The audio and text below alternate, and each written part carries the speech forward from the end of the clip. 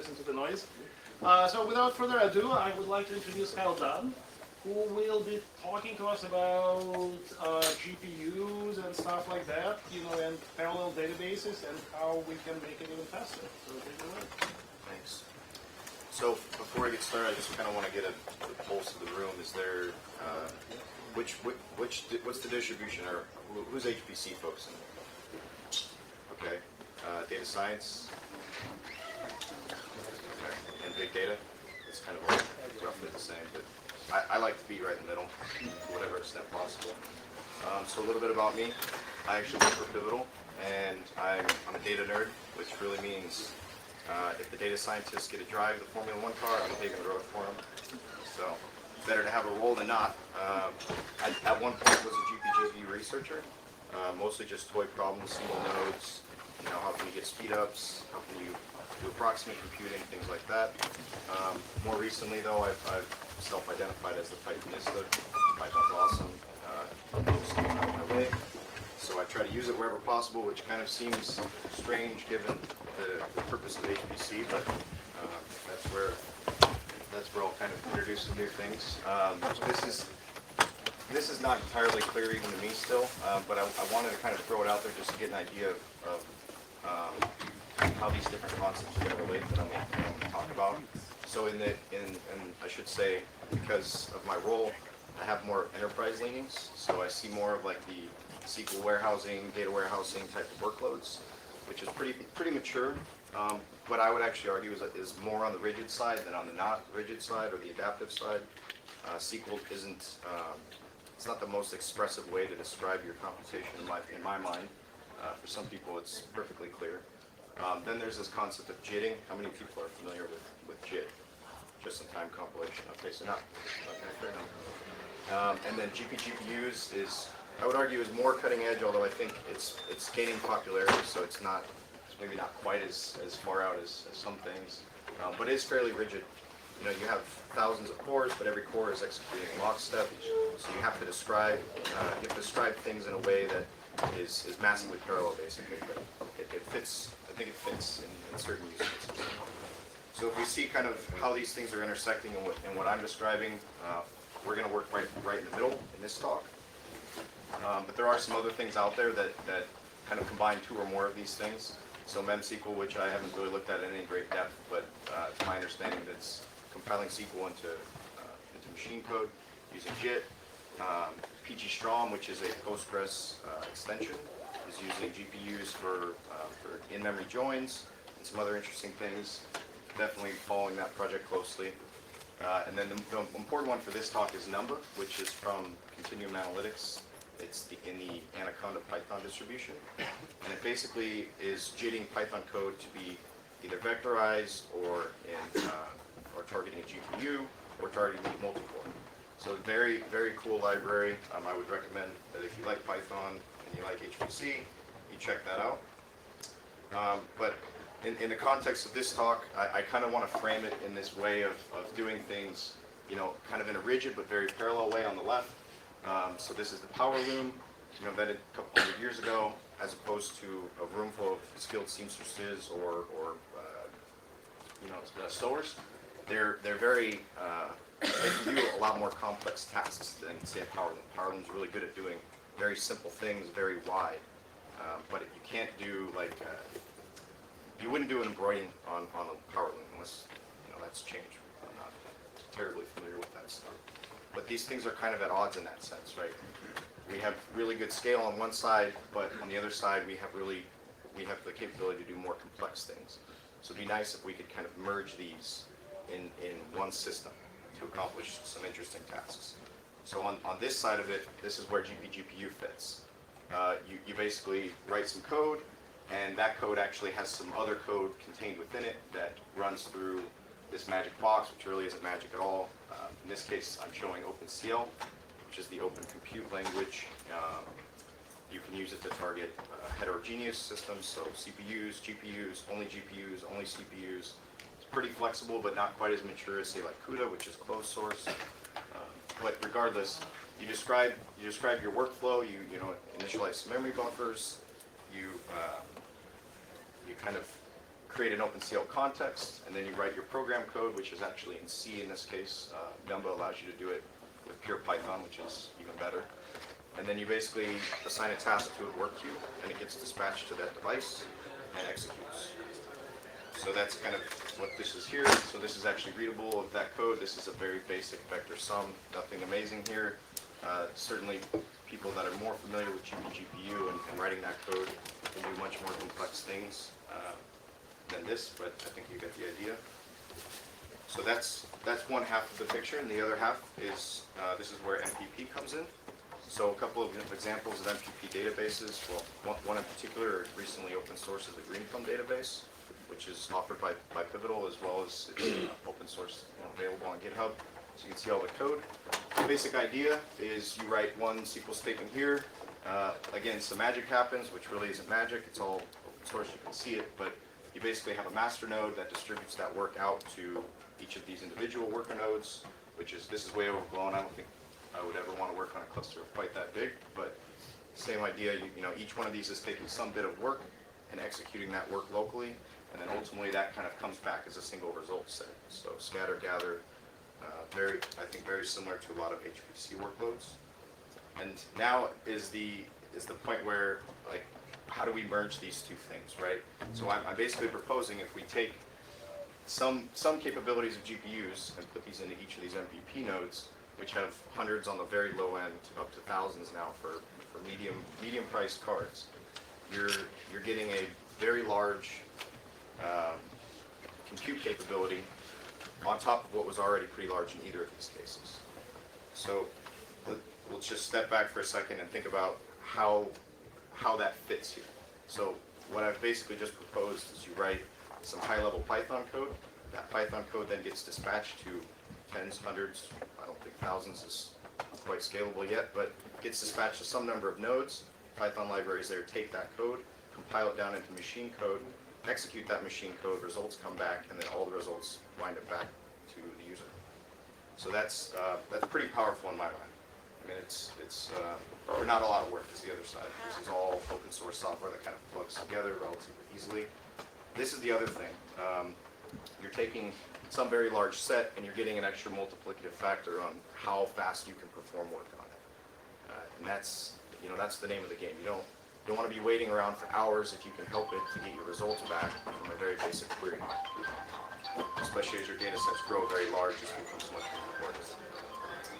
So this is kind of this is a logical, sort of logical, but sort of physical view of what a cluster like that looks like when you put all of it together.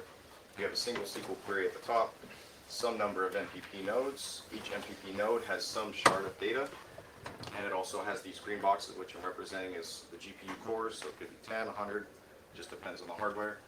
But the idea is that then each what is already sharded data is subsetted further and is handled by one or more GPU cores. So again, you can see it's been kind of try to texture coded or whatever you call that. It just kind of illustrates the point. So this all sounds great, but what are the limitations, right? That's kind of the point. Is you can't just use things like this in every situation. So I want to be kind of honest about that. Things that are I/O bound certainly are still going to be I/O bound. This doesn't get rid of that problem at all. This is designed for computations that are arithmetically intensive. So you bring the data in once and you turn on it multiple times. That's where you really kind of get the maximum benefit for GPUs, is in those types of situations. Additionally, SIMD problems. So if you have a for loop and the result of the next iteration is a function of the previous iteration, then this doesn't work because that's not data parallel.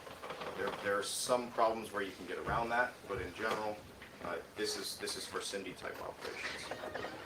And then the last bit is concurrency. So you may have many MPP nodes, but each MPP node only has one GPU unless you have a really nice cluster, and you may have multiple GPUs.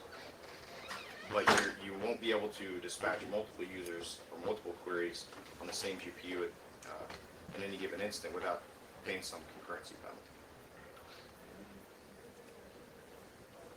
So I'll talk about just a couple use cases.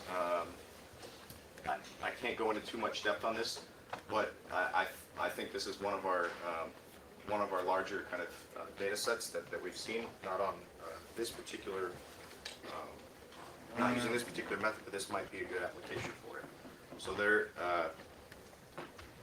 you might ask a question like, how do I find, if I have, say, 1,000 measurements in a data set that I'm collecting for, say, a jet engine or an combustion turbine. I want to know something about how those measurements relate. I might do a cross correlation. There's a lot of computation involved in doing things like that. So you might apply that in this situation. Or you might apply this method in that situation, where each of these different engine types are being kind of assessed in parallel. This isn't a true technical representation of how this would work in say, Greenplum or Hawk, which is the sequel on Hadoop implementation, but I think you get the idea. You're spreading out the work, and then you're spreading out the work even further at each node. Another potential example, which I think is somewhat interesting, this was kind of inspired from a data scientist that I ran into in a completely unrelated field, but basically he was storing picture data inside of a column, or image data rather, inside of a column in a database. So you can imagine having your database storing large numbers of pictures, which traditionally you don't think a database is a good place to store that type of content. But when you have this type of compute capability, you can run things like SIF, or scale invariant feature transform, or other types of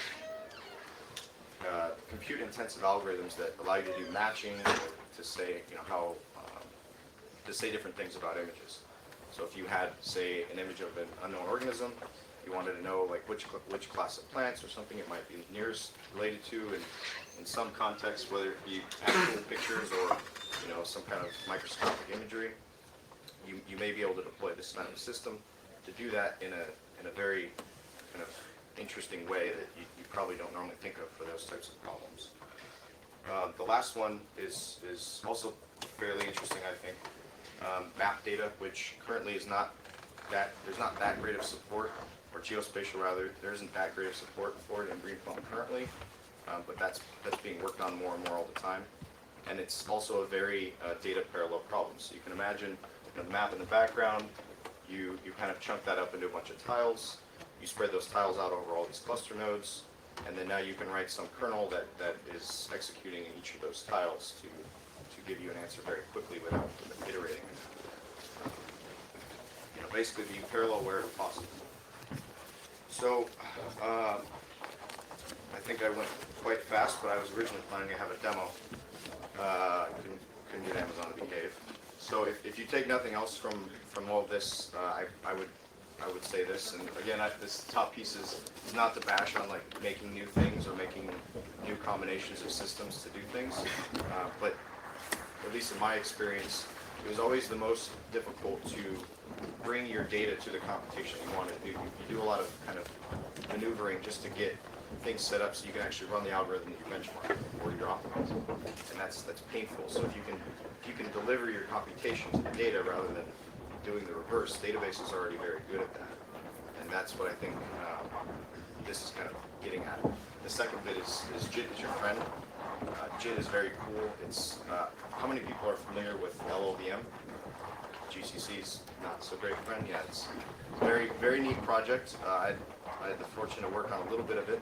Not anything that made it upstream, but it's basically a modular compiler framework. So you have some number of language front ends. So whether it's C or C++ or C# or something, you have a common core of optimization routines that operate on an abstract representation of the program. And on the back end, you have a target system, so you can target x86, you can target PowerPC, you can target ARM, ARM64, any architecture you want, even GPUs. I think there's some decent support in there for that. So it's very powerful, and that's what that Memo library is built on, is LLVM. And the last point, which I was in denial about for myself before starting this job, SQL does live, and people do write very powerful, insanely complex SQL that I could never probably understand. But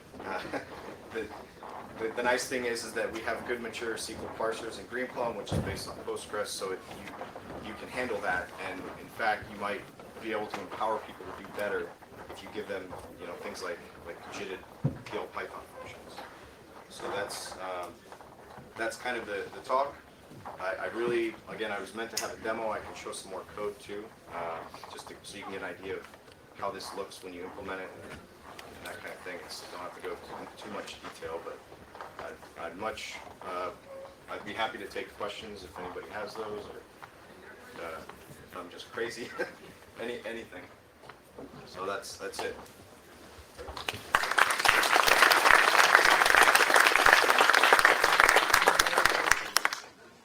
So how does that kind of solution compare to what MapD does? MapD, the GPU database. So I'm not familiar with how they're architected, but I know that they use GPUs pretty extensively. I don't know if they're distributed. So I think, and again, this is just out of ignorance. I don't think they're open source, so I'm not entirely sure what the architecture looks like. But PGStrom is very interesting. I think PGStrom might be very comparable to what MapD does, because I think they do some in-memory joins, things like that. Any more questions?